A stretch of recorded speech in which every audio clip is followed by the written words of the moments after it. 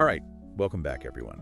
Today we're taking a deep dive into a country that I think is going to really surprise some of you. Yeah. It's Serbia. Oh, Serbia. Now, you might be thinking, Serbia, what's so innovative about that? Well, get ready to have your mind blown. Yeah, I think a lot of people have an image of Serbia that's maybe a little outdated. Right, like maybe they think about the history, maybe the conflicts, but there's so much more to this country. A lot more. And Yeah. we're going to uncover some of the incredible innovations, contributions that have come out of Serbia throughout history, even right up to the present day. And I think what's really fascinating is that it's not just in one field, you know? Right. It's not like, oh, they're just good at engineering or they're just good at this. It's across the board. You find these really interesting innovations and creative solutions coming out of Serbia. So let's start with a name that I think probably everybody listening knows. Yeah, of course. Nikola Tesla. The big one. Right. Now, we all know about AC current, right? Yeah. I mean, that's like the thing that he's most famous for. But did you know that he was also, like way back in the early 1900s, Yeah. he was already experimenting with wireless power transmission. That's right. It's like he was from the future. You know, a lot of people consider him one of the fathers of the modern world because of his work with electricity. Absolutely. I mean, think about how different our lives would be without alternating current. Completely different.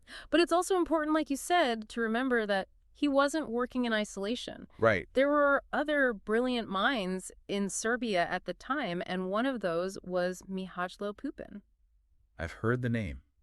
Have you? Okay. I've done too much research into him, though. Well, Pupin is another Serbian inventor, Yeah. and he made these massive advancements in telecommunications. Okay. He figured out this thing called loading coils, and it essentially allowed for long-distance phone calls. Wow. Before that, you could only talk to someone a few miles away. Right. Imagine that. And Pupin made it possible to have conversations across continents. That's wild. Yeah. So, you know, while Tesla was electrifying the world, Pupin was connecting it. I love that.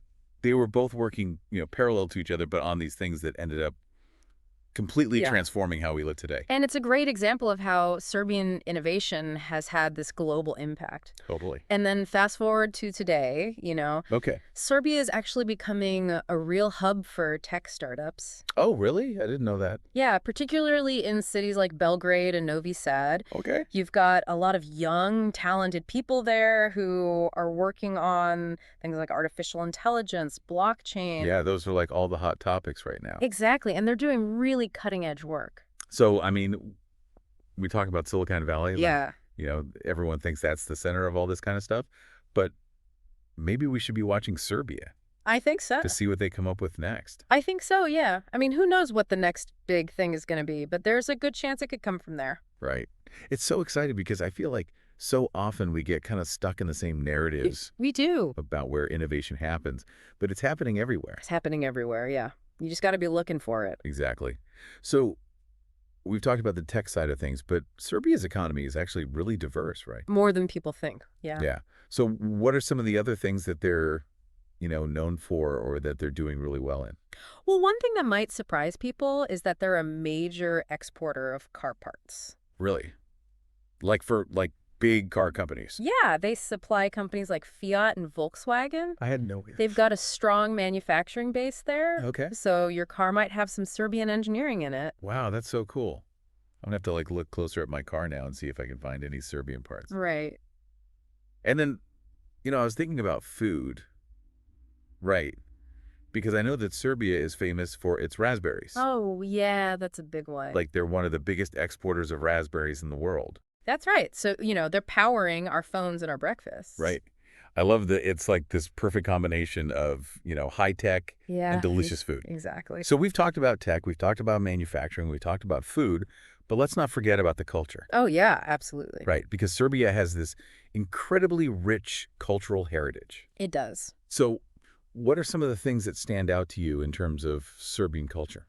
Well, I think literature is a big one. Okay. I mean, they have some amazing writers. Yeah. Ivo Andrić, for example, he won the Nobel Prize in literature. Wow. Okay. His books are really powerful. They explore themes of history, identity, the complexities of life in the Balkans. It's a region that has so much history, right? Yeah, and Andrić's work really captures that. Okay. It's a must-read for anyone who wants to understand the region. So literature, but what about visually? Because I know that when I think about Serbia, one of the things that pops into my mind are these monasteries. Oh, yeah, the monasteries. That are just like perched on these cliffs. Yeah, they're incredible. They look like something out of like a fantasy novel. Yeah. They're so beautiful. And I know that a lot of them are UNESCO World Heritage Sites. That's right. Which, really speaks to their global importance. It shows you how unique and how valuable they are. Yeah. Yeah, absolutely. And I bet, if those walls could talk. No, they'd have some stories to tell. Right. There'd be so many. Centuries of history right there. Absolutely. Speaking of stories, we should also talk about Serbia's military history. Okay, yeah, that's a big part of their past as well. From medieval knights to modern-day defense systems, they have this long tradition of strategic thinking and innovation. It's interesting because you have this, like, rich artistic heritage. Yeah. And then you have this strong military presence. Right. Is that, like, a contrast? Or is it just two different sides of the same coin? I wouldn't say it's a contrast. I think it's more like different expressions of their national identity. Right. They've had to defend their land and their culture for centuries, so it's woven into their DNA, Right, it makes sense. And it kind of leads us into something that I find really fascinating. Okay, what's that? Their martial arts tradition. Oh, okay. A lot of people know about Alexander Rakic, the UFC fighter, but it goes way beyond that. Really?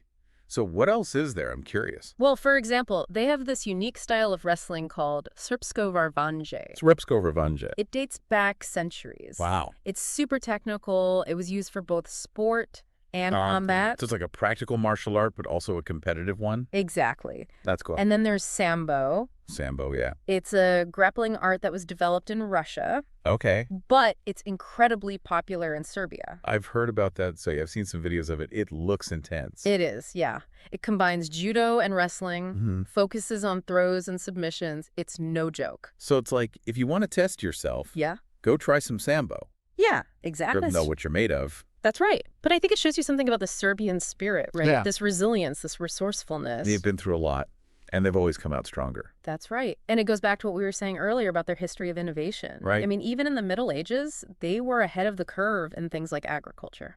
Right. They were developing new techniques, spreading them across Eastern Europe. That's fascinating. Yeah, so from agriculture back then to high-tech solutions today. It's like a through line. Yeah, exactly. Serbia's always been punching above its weight.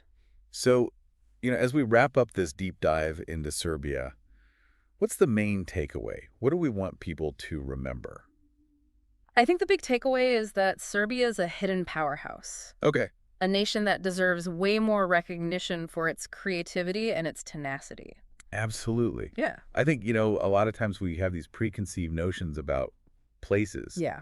And it's so important to challenge those notions and to really dig deeper. Look beyond the headlines. Exactly. And when we do that, we find these amazing stories. And you find these hidden gems of innovation. That are waiting to be discovered. Absolutely. And who knows, maybe the next big breakthrough in your field is going to be coming out of Belgrade. You never know. So keep your eyes open. There's a world of innovation out there. Yeah, that's right. And Serbia is just one example of that. A really good one. So thanks for joining us on this deep dive into Serbia. It's been a pleasure. And we'll see you next time for another fascinating exploration. All right, looking forward to it. See ya. Bye.